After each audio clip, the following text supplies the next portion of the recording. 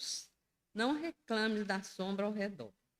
O que depende da boa vontade alheia será sempre inconstante. Não permaneças na expectativa de que os outros possam fazer por ti. Faze por ti mesmo agora, e pelos outros tudo que puderes. Ilumina-te e não te faltará claridade no caminho. Reflete a luz que outros souberam refletir. O problema maior não é o da sombra à tua volta, é o da falta de luz em ti mesmo. Qual é a tua mensagem? Fala que o mundo está esperando ouvir-te. Do livro Vigiai e Orai, Carlos Barcelos, irmão José. Então, nesse momento, nós estamos rogando ao nosso mestre amado Jesus, nosso amigo de todas as horas, nosso médico, vós que é o caminho, a verdade e a vida, que é o guia e modelo de nossas vidas, espiritualidade amiga sempre presente em nossas vidas. Aqui estamos, Jesus, reunidos em teu nome, buscando os teus ensinamentos do Evangelho de amor e de luz, para que possamos lá fora procurar, pôr em prática. Abençoa todos nós aqui presentes, encarnados, desencarnados, nossos companheiros que estão nos acompanhando pelo YouTube, aquelas pessoas que não vão poder estar conosco e aquelas que estão a caminho possam chegar em paz. Abençoa o divino amigo, a nossa companheira Paloma. Que Jesus nos abençoe. E assim nós estamos fechando o mês, né? Com o tema central Segue-me. E a Paloma vai trazer para nós luz em tuas mãos. Que Jesus te abençoe. É com muita alegria que nós estamos recebendo a Paloma, né, Paloma? Mais uma vez, né, minha querida? Que Jesus te ilumina. Então, boa noite a todos, que a paz de Jesus possa ser alcançada pelos nossos corações. Como a Mércia nos disse, essa casa abençoada, que nos reúne, nos abriga, seleciona um tema do Evangelho de Lucas para o nosso estudo. E nós devemos lembrar que, como espíritas que somos, nós temos um mandamento do Espírito de Verdade, que é: espíritas, amai-vos, eis o primeiro mandamento. E instruí-vos, eis o segundo. De tal modo que a gente adquira as duas asas necessárias ao nosso equilíbrio, que são as asas do conhecimento e do amor. Aquele amor ensinado por Jesus, o nosso divino mestre, que cobre a multidão dos nossos pecados. Porque a multidão dos nossos pecados é uma multidão mesmo, porque somos seres milenares, com uma única vida, mas com muitas existências. E como nós somos hoje mais evoluídos do que antes, a conclusão é que nós temos uma grande quantidade de pontos que nós precisamos iluminar, não é? E é o estudo e o amor que vão fazer isso por nós. No Evangelho de Lucas, e aí nós temos que lembrar que nós temos 4 evangelistas, sendo que João é considerado um evangelista diferente.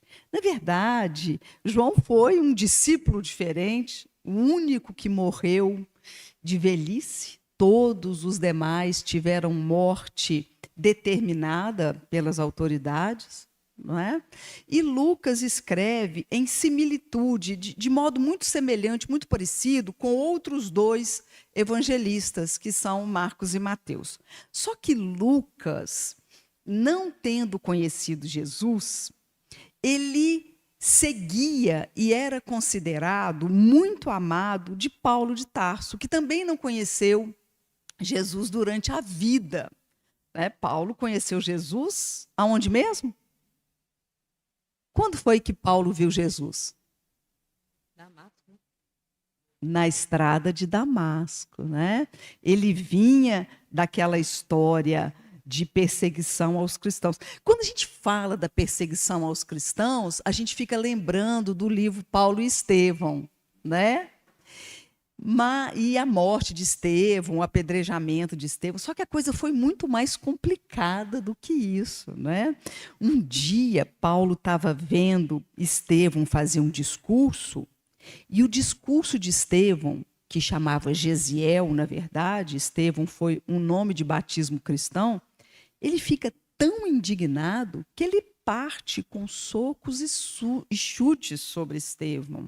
E depois ele vai na casa do caminho e prende Pedro e prende João.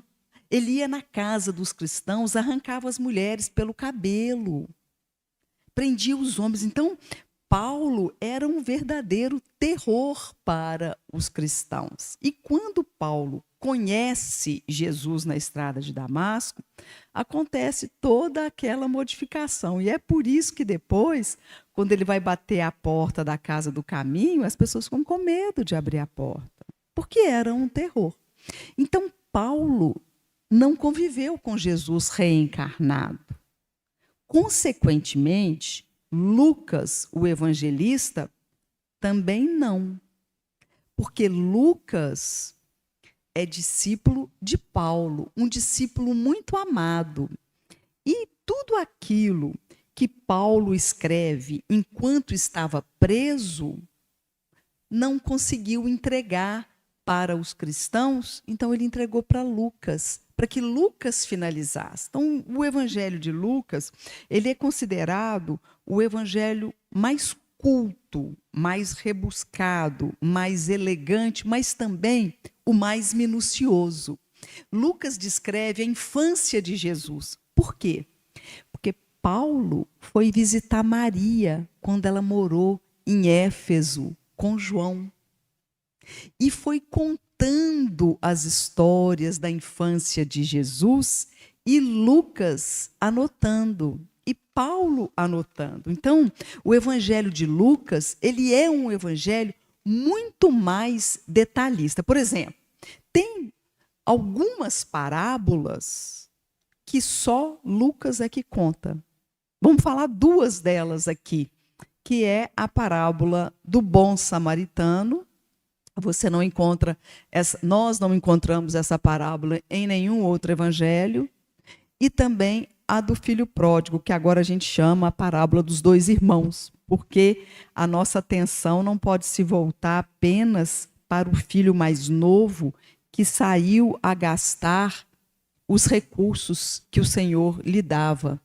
Temos que também pensar naquele filho mais velho que acreditava que estava perto de Deus o tempo todo, mas que guardava no coração muita mágoa, muita inveja, muito ciúme daquele irmão mais novo que teve coragem de desafiar as regras, né? Mas Lucas, esse médico, esse evangelista tão dedicado a Jesus, escreve no capítulo 17, versículo 20. Um dia... Então, a gente vê que é um dia do apostolado de Jesus. Porque a história de Jesus na Terra, ela ainda é para nós, que buscamos estudar a doutrina espírita, um mistério. Jesus reencarna na manjedoura pobrezinha, cercado pela natureza, vive com os pais e, aos 30 anos, sai de casa para a pregação. Só que antes disso, Jesus ensina aos doutores da lei no templo aos 12 anos de idade, já demonstrando todo o conhecimento que ele tinha do Antigo Testamento. Nós que buscamos estudar a doutrina espírita, focamos mais no Novo Testamento, não é verdade? Nós estudamos o Evangelho segundo o Espiritismo, estudamos os evangelistas, estudamos os discípulos, estudamos os Atos dos Apóstolos e especialmente o Evangelho segundo o Espiritismo. Mas nós temos que lembrar que no Evangelho segundo o Espiritismo, o primeiro capítulo do Evangelho segundo o Espiritismo, alguém sabe qual que é? De cor é difícil, né? E é um livro que a gente lê quase todo dia, não é? Qual que é o capítulo 1? Alguém lembra? Olha, não vim destruir a lei. Exatamente. Esse é o primeiro capítulo do Evangelho segundo o Espiritismo que Kardec coloca numa ordem para a nossa compreensão. Então, quando Jesus fala assim, eu não vim destruir a lei. Que lei que ele estava falando? A lei dos homens, a lei da natureza ou a lei que estava escrita por Moisés? Qual lei que Jesus não veio destruir? Nenhuma dessas, ou todas essas. Quando ele fala, eu não vim destruir a lei, no primeiro capítulo, ele está falando que não veio destruir aquilo que estava escrito nas Escrituras. Porque todo o Antigo Testamento, em Crônicas, em Reis ou nos Salmos, prevê a vinda do Salvador. Só que quando esse Salvador reencarna, pobrezinho, vindo depois da cidade de Nazaré, que era um vilarejo pequerruchinho, o orgulho dos judeus não admite que aquele pudesse ser o Salvador. Por isso que um dia os fariseus perguntam a Jesus, e olhem por que essa pergunta é feita pelos fariseus. Kardec teve, no Evangelho segundo o Espiritismo, o cuidado de trazer as definições históricas. Ele explica como eram os nazarenos, como eram os publicanos, os coletores de impostos. Né? Quem lembra de um coletor de imposto muito famoso, que um dia Jesus estava vindo e ele era baixinho, de baixa estatura, ele sobe num sicômoro para ver Jesus. Quem lembra como é que chama esse publicano? Zaqueu. Tem até uma musiquinha, né? Como Zaqueu, eu quero subir o mais alto que eu puder. E quem sabe como quem Zaqueu reencarna quase 2000 anos depois? Ah, não vou contar não, Mércia. Conta. Então vou deixar isso aqui. Vamos ver, hein? Então, nas explicações, vou contar. Senão a Mércia me tranca aqui e não me deixa sair. Aí eu vou contar. O Evangelho tem essa preocupação de trazer para nós as notícias históricas. Então, os fariseus eram judeus muito preocupados com a lei. Tanto que um dia Jesus vai comer com eles, eles falam, você vai comer sem lavar as mãos? Porque tudo virava uma questão, um dogma, uma questão de cumprimento da lei. E aí Jesus fala, não é? Vocês trazem o exterior do copo e do prato limpo, mas dentro está cheio de iniquidade. Porque o que mata não é o que entra pela boca, mas o que sai. São as nossas palavras revestidas de vibração que às vezes matam a alegria do próximo, a esperança do próximo, a paz do próximo. Quantas vezes a gente fala alguma coisa e a gente destrói a harmonia do ambiente da nossa casa, da nossa vizinhança ou do nosso trabalho, não é? Então, o Evangelho, ele é um roteiro de estudos para nós. Então, quando a gente lê Lucas, a gente já tem no Evangelho segundo o Espiritismo a maioria das informações que a gente precisa. Então, um dia os fariseus, que então eram judeus que observavam muito a lei, judeus que faziam da lei um ponto de honra, de onde saiu Paulo. Paulo era um rigoroso observador e cumpridor da lei, profundo conhecedor das Escrituras. Então, o que esses fariseus queriam ao fazer essa pergunta para Jesus? Queriam complicar a vida de Jesus. Só que Jesus, além de um espírito muito evoluído, ele falou, eu não vim destruir a lei. quando ele faz essa afirmativa, que é o capítulo 1 do Evangelho segundo o Espiritismo, ele está dizendo: eu conheço a lei, sei o que dizem as Escrituras e não vim destruir, vim cumprir essa lei. Então, Jesus é o Messias aguardado e previsto.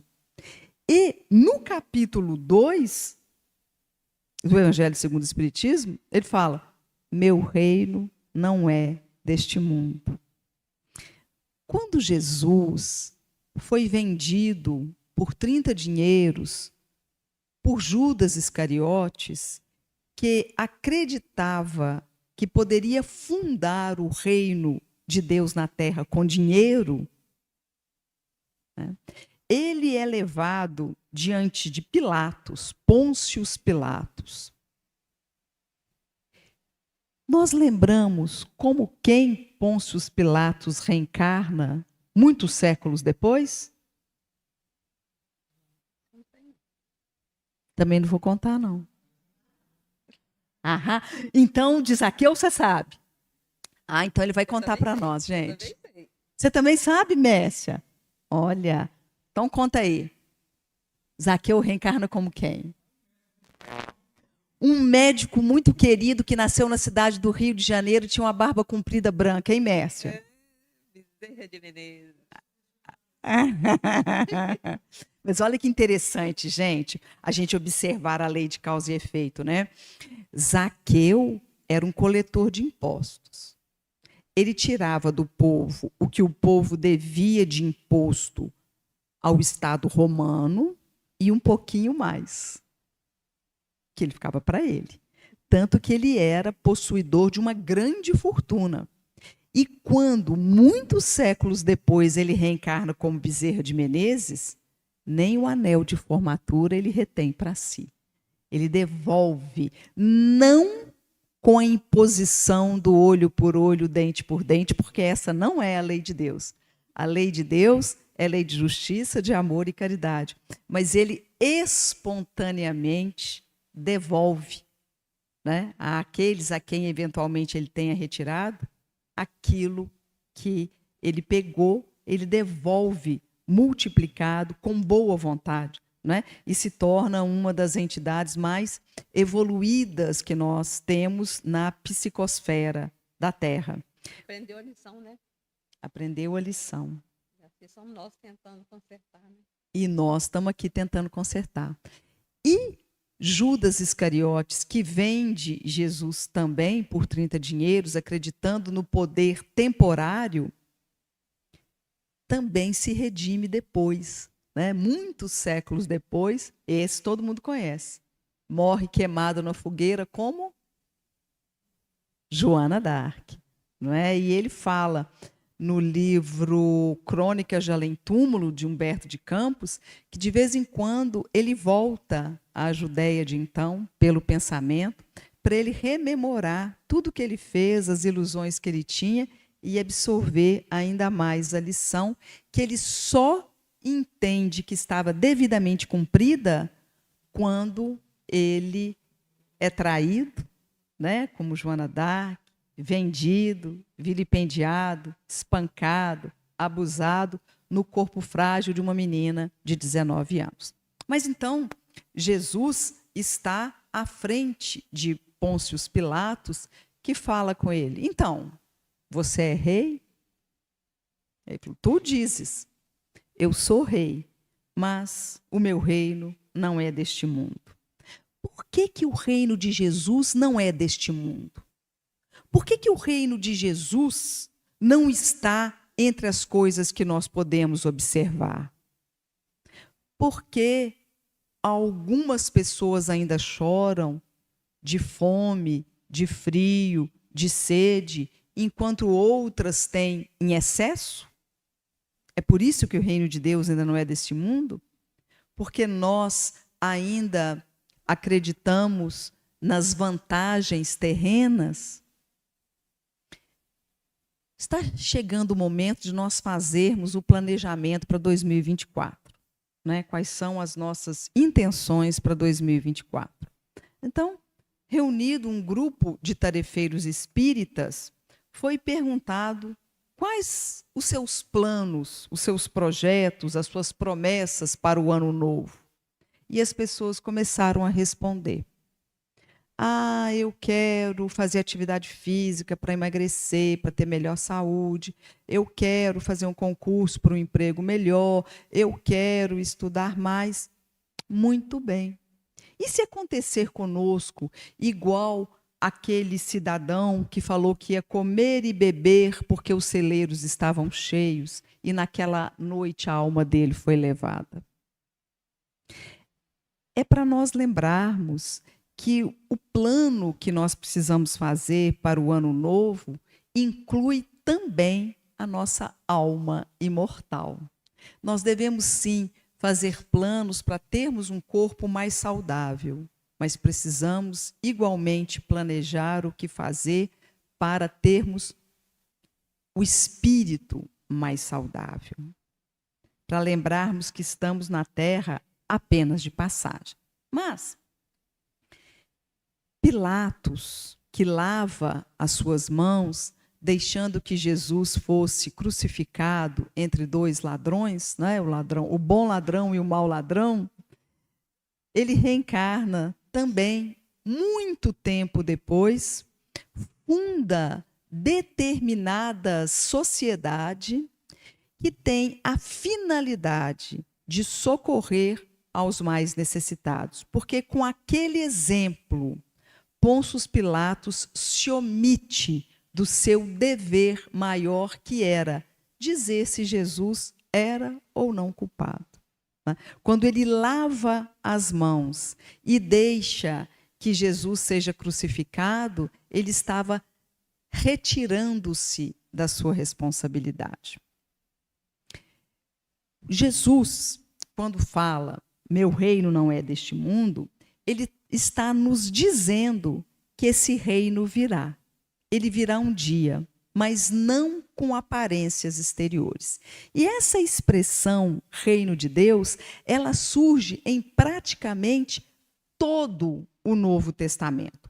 No Antigo Testamento, a gente não vê essa expressão reino de Deus. Vê reino da Judéia, reino de Jeová, né? Mas essa expressão reino de Deus, ela é uma expressão trazida por Jesus. Por quê? No Antigo Testamento, o reinado era um reinado material.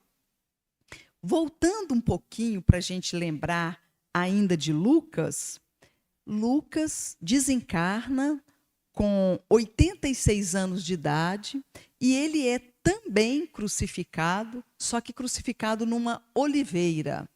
Porque Lucas pregava o evangelho e ele era tão inspirado que, por exemplo, a Casa do Caminho, que foi a primeira casa cristã, ela não era chamada de cristã, era a Casa do Caminho, porque, as pessoas ainda estavam com muito medo de serem presas.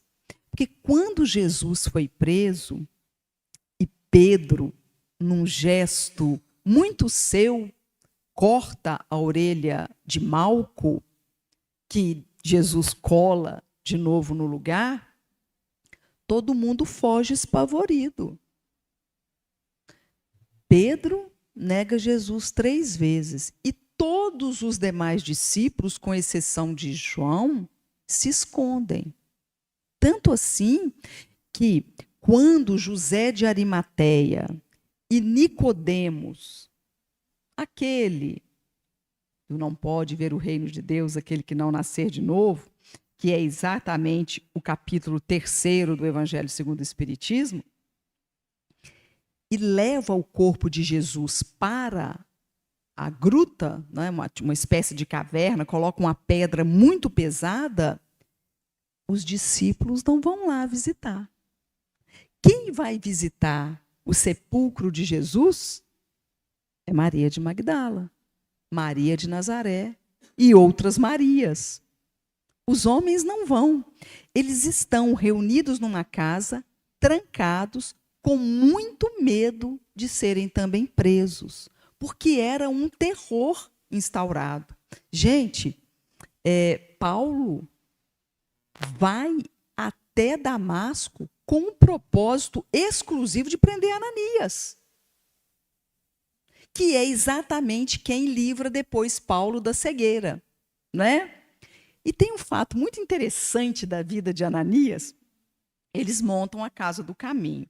Chama Casa do Caminho porque Jesus falou: eu sou o caminho, a verdade e a vida, ninguém vem ao Pai senão por mim.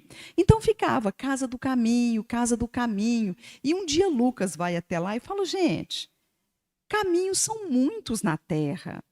Vocês não acham que, em vez de serem chamados de homens da Casa do Caminho ou de caminheiros, vocês deviam se chamar de cristãos? E aí essa expressão cristão surge daí, de Lucas, da genialidade de Lucas. E a Casa do Caminho é fundada e vive aterrorizada. Mas era um ambiente de muita fraternidade entre os cristãos primeiro. E todo mundo vendia o que tinha para doar para a Casa do Caminho, porque era um local muito humilde. Na descrição de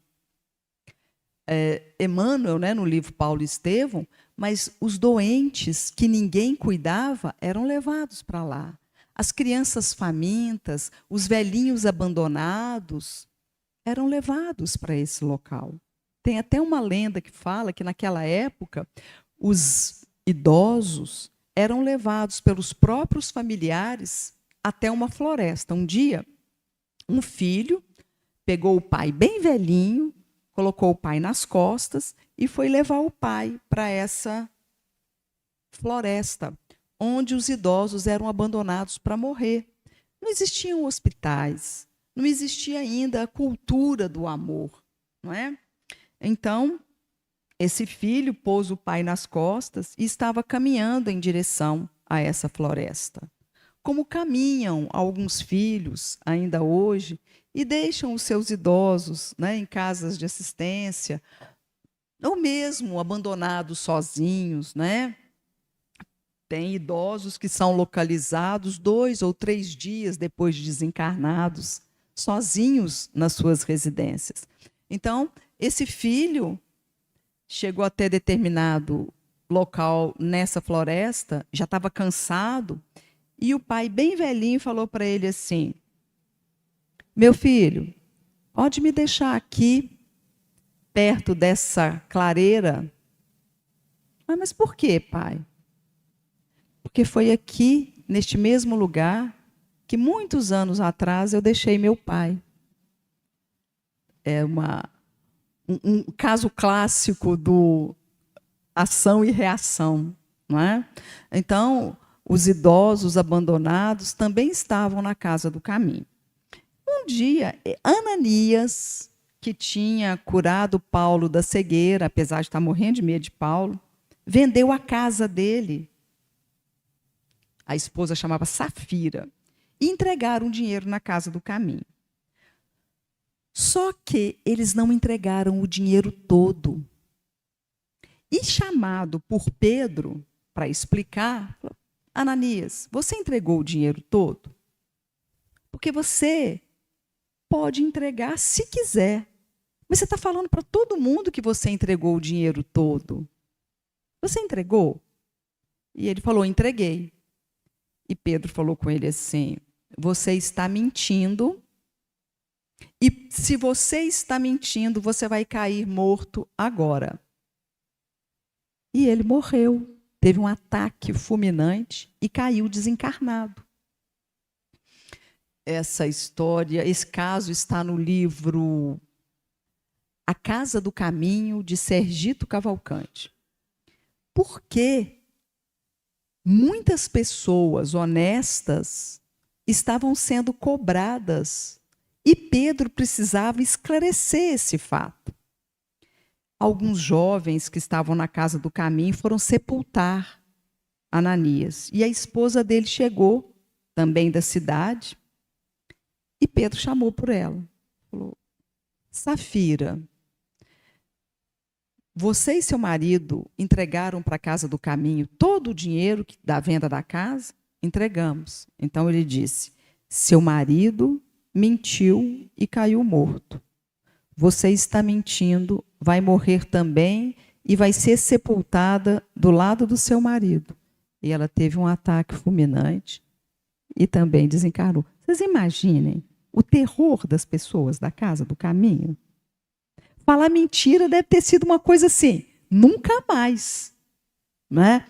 E isso foi permitido por Deus porque não só os romanos, como os gregos, como os fariseus, queriam destruir a casa do caminho. Então, a casa do caminho precisava viver uma moral ilibada.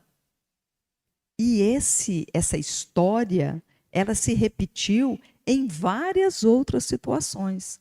A mediunidade de Pedro, de João, de Tiago, do próprio Lucas, era uma mediunidade que começou em Pentecostes e não foi mais interrompida. Eram médiuns que faziam curas, limpavam leprosos, davam visão a cegos, faziam andar os coxos, como aquela cura que Pedro faz, né, na porta do templo, porque era preciso solidificar a casa do caminho.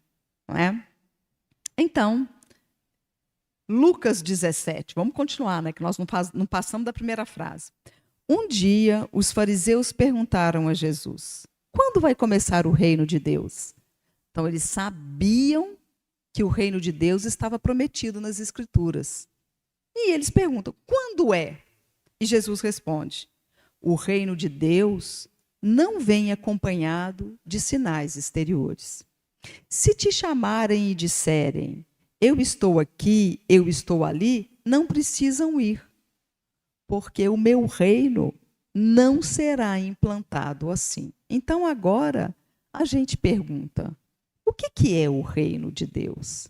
Se o reino de Deus não é desse mundo, por causa das injustiças, dos sofrimentos, aonde estará o reino de Deus? Quando é que vem o reino de Deus? Aliás, se a gente segue a sequência do Evangelho segundo o Espiritismo, não vim destruir a lei, mas cumpri-la. Então a gente começa com Moisés, Jesus e depois a terceira revelação, e a gente vai para o segundo capítulo do Evangelho segundo o Espiritismo, que o meu reino não é deste mundo, por causa das injustiças que ainda temos aqui. O terceiro capítulo é a resposta. O terceiro capítulo é: há muitas moradas na casa do meu Pai. Isso pode querer dizer que o reino de Deus virá através das muitas reencarnações nos nossos corações, quando nós estivermos preparados? Será que é isso? Vamos ver. Quando Paulo de Tarso vê Jesus na estrada de Damasco, ele não vê Jesus, né, gente? Ele vê uma grande luz. Imaginem só, uma luz mais forte que o sol do meio-dia no deserto. Um negócio extraordinário, não é? E ele fica cego, e ele cai naquele momento. E ele pergunta, quem és tu, Senhor? Porque o Senhor pergunta, Saulo, Saulo, por que me persegues?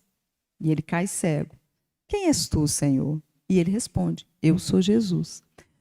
Paulo já estava com muita vontade de ser cristão, porque ele via o que os cristãos faziam, especialmente Estevão. E a fé de Paulo é tão grandiosa que ele pergunta, Senhor, o que queres que eu faça? E Jesus só fala para ele assim, entra em Damasco. Não fala para ele que ele ia ficar 3 anos no deserto, que ele ia ser tecelão, que ele ia ser rejeitado pelo pai e pela mãe. Não fala nada disso. Fala, vai, entra na cidade de Damasco. E a fé dele é tão grande que ele vai. Não é? E lá ele é socorrido por Ananias. Então, é da gente observar que será que naquele momento o reino de Deus começou a ser criado no coração de Paulo? Eu trouxe aqui uma lição muito interessante para nos ajudar a compreender o reino de Deus, que está no livro Fonte Viva. É a lição 96, que fala assim: trabalhar no horário comum, todos nós temos uma profissão, todos nós trabalhamos para sobreviver, né? Trabalhar no horário comum, cuidar dos deveres domésticos, que é um dos mais altos trabalhos que nós temos aqui na Terra, satisfazer as exigências legais, pagar imposto, tirar os documentos de identidade, né? Cumprir as exigências legais, exercitar a correção no proceder, obedecer fila, obedecer os sinais de trânsito, obedecer a ordem de chegada, ser educado, fazendo bastante na esfera das obrigações, são tarefas peculiares de crentes e descrentes. Quando a gente adota esse procedimento, nós estamos fazendo o suficiente para termos o reino de Deus dentro de nós? Trabalhar direitinho, cumprir as obrigações dentro do lar, sermos corretos no nosso proceder, cumprir as obrigações legais, é suficiente para nós termos o reino de Deus dentro de nós? O que vocês acham? Não? O que você acha? Não. Não. Então nós estamos fritos, né? Em outras palavras.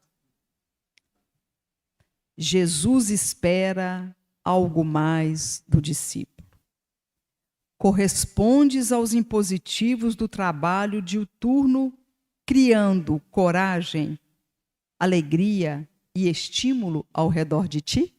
A gente chega no local de trabalho, dando um bom dia, entusiasmado, criando coragem, criando alegria, criando boa vontade, criando estímulos. É assim? Ou a gente chega desanimado? Puxa vida, gente, segunda-feira, estou tão cansada, essa sexta-feira não chega de jeito nenhum. Nossa, esse trabalho da gente é muito difícil, né? Gente, todos nós sabemos que o pão de cada dia em cima da mesa, ele é fruto de muitas mãos, mas eu acho que nós nunca pensamos nisso detidamente. Imagine que a terra tem que ser preparada, adubada, sulcada, depois de ter sido adquirida. A semente tem que ser adquirida, semeada, cuidada, tirar da praga, tirar dos detritos, tomar cuidado quando chove demais, quando chove de menos. Aí brotam os grãos. Alguém tem que colher, depois de esperar a fase de crescimento, separar, secar, ensacar, transportar, refinar o grão para virar trigo. Aí ensaca o trigo refinado, vai para a distribuidora, a padaria compra. O padeiro trabalha a farinha junto com um tanto de outras coisas. Depois chega de madrugada para assar. Depois alguém leva para o balcão, alguém pesa, alguém embala, alguém trabalhou para comprar, alguém leva para casa. Quando o pão chega na nossa mesa, agradecer pelo alimento é pouco demais. Nós temos a agradecer por tantas mãos que se uniram para fazê-lo chegar até nós, né?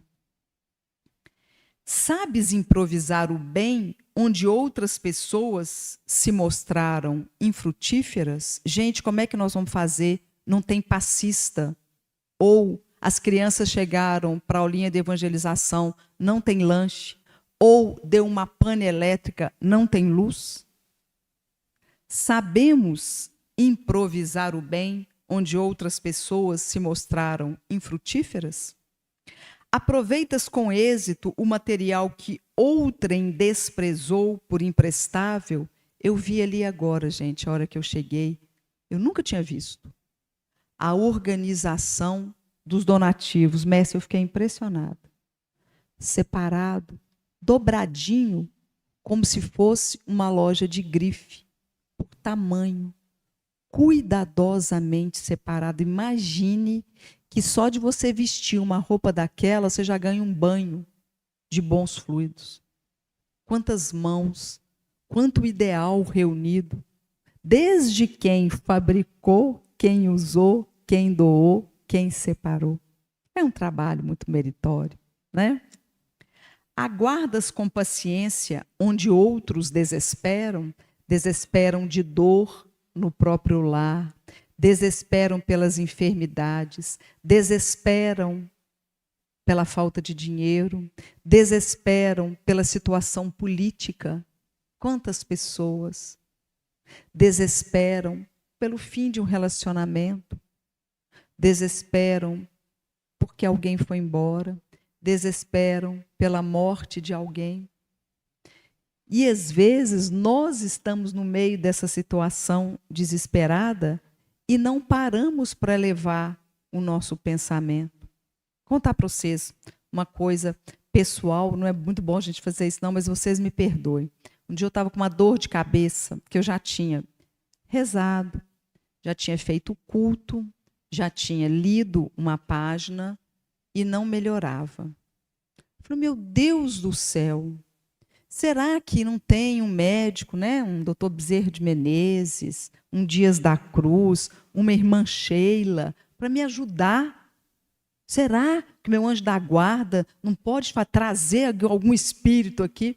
Aí, gente, é como que alguém tivesse, igual essa menina que chegou e sentou ali, alguém tivesse entrado e falado assim, aqui, a solução para o seu problema já existe há muito tempo.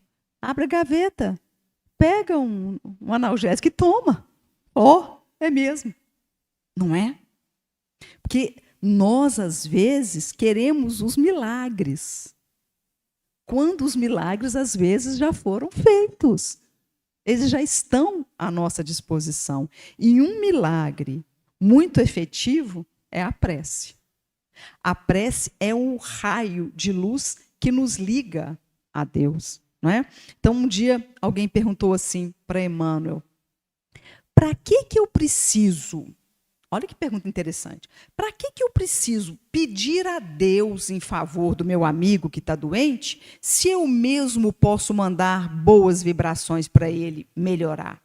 E Emmanuel responde, porque quando você pede a Deus, em vez de você enviar só as suas boas vibrações, você envia também as vibrações de Deus, que são muito melhores que as nossas, vão reconhecer, né? Por isso que a prece ela tem que passar pelo plano superior antes de ter as bênçãos derramadas sobre nós. Mas é claro que o bom pensamento, é claro que um pensamento de harmonia é sempre maravilhoso. Na posição de crente, conservas o espírito de serviço, onde o descrente congelou o espírito de ação? Não adianta eu fazer mais nada, não. Eu não presto para nada. Eu sou um espírito muito endividado. Eu não... Ora, Saulo se transforma no gigante Paulo. Pedro, antes de pedra angular da Igreja de Cristo, o nega 3 vezes. Maria Madalena, antes de ser a primeira a ver Jesus, era moça, perdida, obsediada pelos 7 demônios, como nos conta o irmão X em Boa Nova. Não é? O reino de Deus é esse momento em que nós nos deixamos tocar pelo melhor. Partilhas a alegria dos teus amigos sem inveja, sem ciúme, e participa do sofrimento dos teus adversários sem falsa superioridade e sem alarde? Às vezes, quando a pessoa está sofrendo muito, a gente se solidariza. Mas, às vezes, quando elas estão felizes, alegres, é difícil para nós sermos solidários na felicidade do outro. Não é? Que dás de ti mesmo no ministério da caridade? Essa pergunta aqui nos remete à parábola do bom samaritano. Né? O doutor da lei, o sacerdote e um samaritano descia de Jerusalém para Jericó, da cidade santa para a cidade do comércio. Tem um homem caído, sofrendo. Ninguém liga para ele. Só o bom samaritano, o quê? Aproximando-se dele, estende-lhe as mãos, lava as feridas, cura as feridas, pega ele, coloca no cavalinho dele, leva até na hospedaria, paga as despesas e fala com o dono da hospedaria assim. Não tinha hospital naquela época, não tinha SAMU para chamar, né, gente? Então ele fala com a hospedaria assim, com o dono da hospedaria. Quando eu voltar, eu te pago o que tiver faltando das despesas que ele tiver causado. Notem, o doutor da lei foi de Jerusalém para Jericó, da santidade para a tentação. O sacerdote também, mas o bom samaritano não. Ele ia de passagem prestar um socorro e ele ia voltar para Jerusalém. Não é? Então, o sentido da caridade é o que nós damos de nós. Que dás de ti mesmo no ministério da caridade? Porque às vezes nós só estamos dando aquilo que nos chegou às mãos. Tudo bem que foi através do trabalho, mas os recursos amoedados não são a nossa essência. O que é nosso é o nosso tempo, a nossa palavra, o nosso conhecimento, a nossa prece. O que nós estamos dando de nós mesmos? Garantir o continuismo da espécie, revelar utilidade geral e adaptar-se aos movimentos da vida são característicos dos próprios irracionais. Comer, beber, procriar, fazer aquilo que nós viemos com o dom para fazer, não estamos fazendo nada além da nossa obrigação. O reino de Deus que vai nascer dentro de nós só vai nascer se seguirmos Jesus. As luzes em nossas mãos têm que ser tecidas pelos nossos recursos. O homem vulgar, de muitos milênios para cá, vem comendo, bebendo, dormindo e agindo sem diferenças fundamentais na ordem coletiva. De 20 séculos a essa parte, todavia, a abençoada luz resplandece na terra com os ensinamentos do Cristo, convidando-nos a escalar os cimos da espiritualidade superior. A espiritualidade superior é o além de nós. Gente, no livro Crônicas de Além-Túmulo, Humberto de Campos, ele ainda assinava Humberto de Campos, o que foi uma grande provação para esse espírito, né? Que depois a família dele queria os recursos do que ele tinha publicado. Conta que tinha um advogado muito famoso na cidade dele, que era aquele boa praça, a família harmoniosa, ganhava um bom dinheiro, era muito estudioso, então ele ganhava muitas causas. E quando ele desencarnou, toda a cidade foi prestar homenagens para ele, a esposa, os filhos, veio o prefeito, veio o delegado, veio o juiz da cidade, todo mundo prestando homenagens para ele.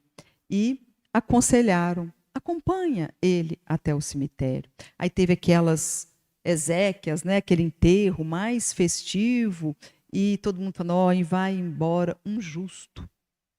E quando chega no cemitério, todo mundo vai embora, depois que enterra, né?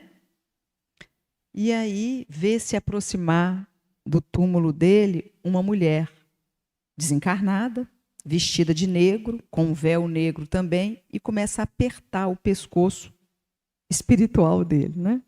E fala, você mentiu para os meus pais que você ia se casar comigo, pegou a minha fortuna, colocou no seu nome, me abandonou e eu fiquei tuberculosa, com um filho que depois morreu, sozinha. Então, seu infeliz, agora você vai viver aqui comigo tudo aquilo que era a mentira que você viveu na terra. E aí ele conta o desenrolar da história, muito interessante, para nos lembrar que todos nós temos a continuidade da nossa existência. Que o tecido com que nós tecermos a nossa vestimenta vai ser o tecido com que a gente vai aparecer no plano espiritual. Nesse livro aqui, gente, Na Era do Espírito, do Herculano Pires e Espíritos Diversos, tem uma lição muito interessante, é de número 5, que traz uma poesia de Jesus. Vocês se lembram de Jesus? Ele desencarnou, né, tendo Jesus Gonçalves, ele teve lepra, né? Então ele naquela época ainda não tinha cura, então ele teve todo a manifestação da doença na epiderme. E ele escreve o seguinte: não te admitas réu de afrontosa sentença. Todos nós que temos dores, chateações, contrariedades, abandonos, sacrifícios, dores, não te admitas réu de afrontosa sentença. Nenhum de nós é injustiçado. Largado de hora em hora a sombra em que te esmagas, varando tanta vez humilhações e pragas, a feição de calhau de humana indiferença. Não estamos sozinhos. Crueldade, paixão, injúria, crime e ofensa criaram-nos um dia a estamanha de chagas. Estamanha é roupa. No pretérito, abriste o espinheiro em que vagas, e, embora a provação, trabalha, serve e pensa. Tem uma outra personagem no livro Paulo e Estevão que fala isso, né? Que é a noiva de Estevão, Abigail. Ela aconselha Paulo, fala: Paulo, trabalha, perdoa, porque às vezes ele tinha as dificuldades dele, né? Espera. Porque às vezes nós ficamos desesperados com as nossas dores. Mas nós temos que aguardar, não o nosso tempo, mas o tempo de Deus.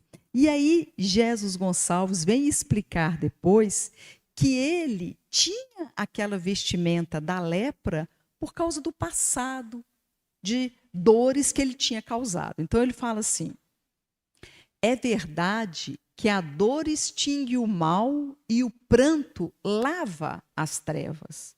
O pranto sem revolta, né? O pranto de resignação. Mas a indiferença ante a dor e o pranto do próximo é também um mal que pode e deve ser extinto pela caridade. Às vezes as pessoas falam assim: mas a gente sabe que todo mundo aqui está passando por provas e expiações. Então, se eu ajudar o outro, eu estou impedindo o outro de pagar as dívidas dele. Esse raciocínio está certo? Se eu ajudar o outro, eu estou impedindo o outro de pagar as dívidas que ele tem com a lei? Está certo isso? Não. Porque pode ter soado o momento de terminar a dor do próximo e nós somos o veículo para que essa dor se extinga. Então, nós temos que fazer todo o bem que estiver ao nosso alcance. E talvez um momento desse de superação de nós mesmos vai ser o momento em que o reino de Deus vai se inaugurar dentro de nós. Vai ser o momento em que nós vamos ter Jesus dentro de nós. Porque quando a gente fala que Jesus está em toda parte, é uma verdade. Mas nós fazemos parte desse todo. Então, Jesus tem que ter também abrigo dentro de nós. E finaliza: socorrendo os que sofrem, estaremos tecendo. Olha que frase linda, gente. Socorrendo os que sofrem, estaremos tecendo no tear do nosso destino, no tear, naquela máquina, né? No tear do nosso destino, os fios da sensatez e da bondade, que nos preparam uma túnica de luz para o futuro. A túnica de luz, a nossa vestimenta, ela é preparada ainda aqui na Terra. Porque o reino de Deus não tem uma aparência exterior, mas a gente pode usar todos os recursos que a terra nos fornece para preparar a nossa própria vestimenta. Uma vez, Chico recebe uma carta de uma mãe muito chorosa porque o filhinho dela estava muito doente. Então ela conta como que o coração dela estava sofrendo de ver o filho amado sofrendo tanto. A gente já sabe que o amor de mãe de acordo com o Chico, é o amor que mais se aproxima do amor que Deus tem por nós. Porque o amor de mãe, tudo desculpa, tudo compreende, tudo espera, tudo tolera. Às vezes, o amor romântico tem ciúme, tem atrito, tem desavença, né? O amor de mãe é um amor mais estável. Então, Chico recebe essa carta e fica assim, né, essa mãe tão sofrida. Mas olha o que ele fala para essa mãe. Eu não tenho nada de meu que eu possa te dar, já que você está nessa cidade tão distante.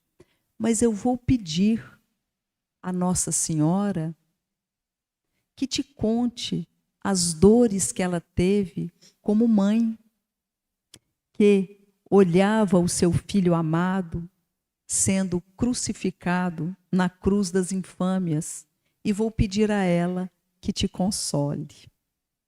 Então vejamos, o recado dado nesta mensagem para nós é que as nossas dores, elas não são um artigo que nós devemos desprezar. As nossas dores são um artigo que nós precisamos valorizar com o objetivo de pensar: por que eu estou passando por essa dor? Qual é a lição que essa dor está me trazendo? Qual é o objetivo de eu ter esse problema dentro de casa, de eu ter essas dificuldades no trabalho, de eu ter esses desafios no relacionamento afetivo, de eu ter essas questões no meu próprio corpo, essas questões que eu tenho na minha mente?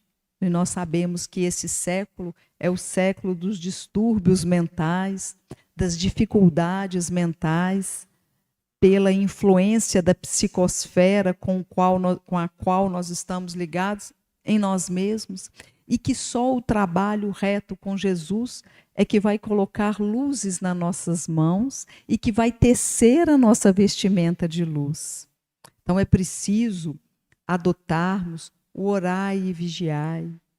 É preciso adotarmos o trabalho para com aqueles que sofrem e também para com os colegas da nossa casa espírita, aonde estão reunidos muitas vezes desafetos de vidas passadas.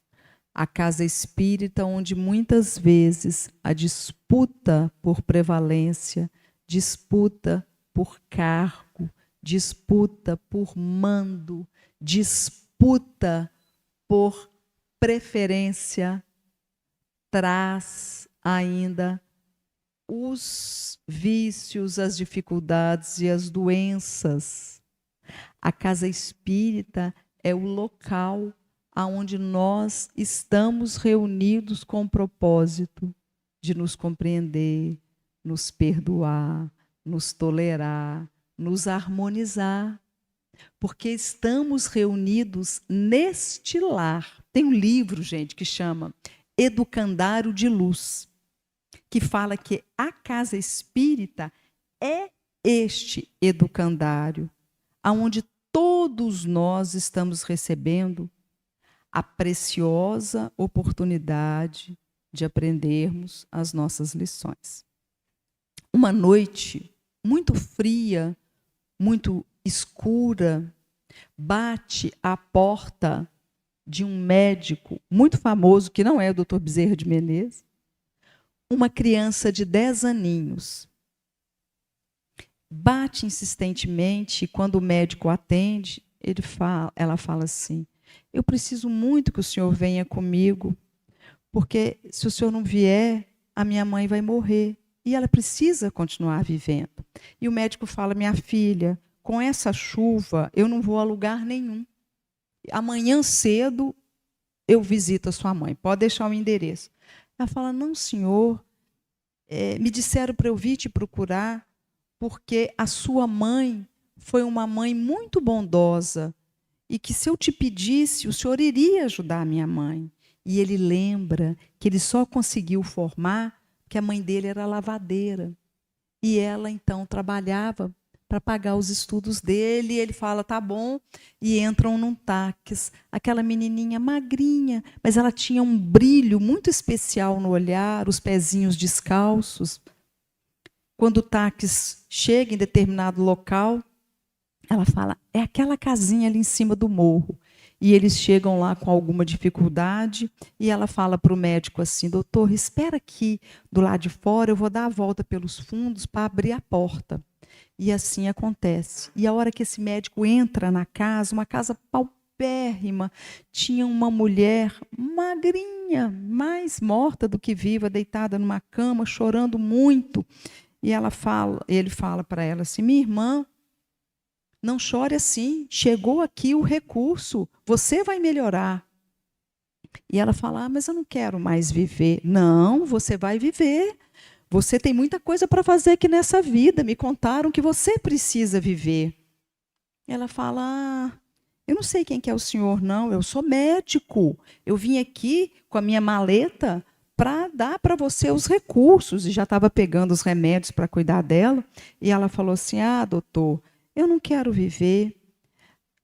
A única pessoa nessa vida que me mantinha aqui era minha filha. E ela morreu. E ele falou, não, você está delirando. Ela não morreu. Foi ela que foi me buscar. Ele falou, não, olha ali na outra sala. E aí, a hora que ele chega na outra sala, o corpinho magrinho daquela menina de 10 anos está estendido em cima de uma esteira pobre. E ele, não sei se ele saiu correndo de medo ou o que foi, mas ele viu, naquele momento, que o amor, ele não só transporta montanhas, mas ele também transporta as fronteiras dos dois planos para se fazer presente nas nossas vidas. Muito obrigada pela paciência, que a paz de Jesus nos ajude hoje e sempre. Obrigada, Nécia. De coração, estamos agradecendo a nossa querida Paloma por fechar com chave de ouro as nossas reuniões de terça-feira desse ano de 2023. Vocês fazem ideia quanto tempo que a Paloma está com a gente? Desde 96. Um longo caminho. Primeiro foi a mãezinha dela que veio. Tive contato com alguém, me passou o endereço dela, ela veio, uma pessoa maravilhosa, uma tarefeira e tanto, né, Paloma? Aí fui no Bezerra de Menezes e encontro com essa maravilha. E aí pronto, ficou agarradinha aqui na nossa casa. Você não saiu mais, né? Graças a Deus. Que Jesus te abençoe, viu, minha querida? Nossas oportunidades, todos os ensinamentos, né, que ela tem trazido para a gente, né? Agora nós vamos fazer a prece. Antes eu queria perguntar, semana passada eu pedi, não vamos esquecer do aniversariante dia 25. Todos lembraram, né? Nosso querido Jesus. Não tem como esquecer, não é, gente? Todos lembraram, com certeza, né? Natal é Jesus, né? Em nossos corações. Então, agora nós vamos fazer a prece. Mestre Senhor Jesus, que possamos, mestre, continuar no ano de 2024 com esse clima de fraternidade, de generosidade.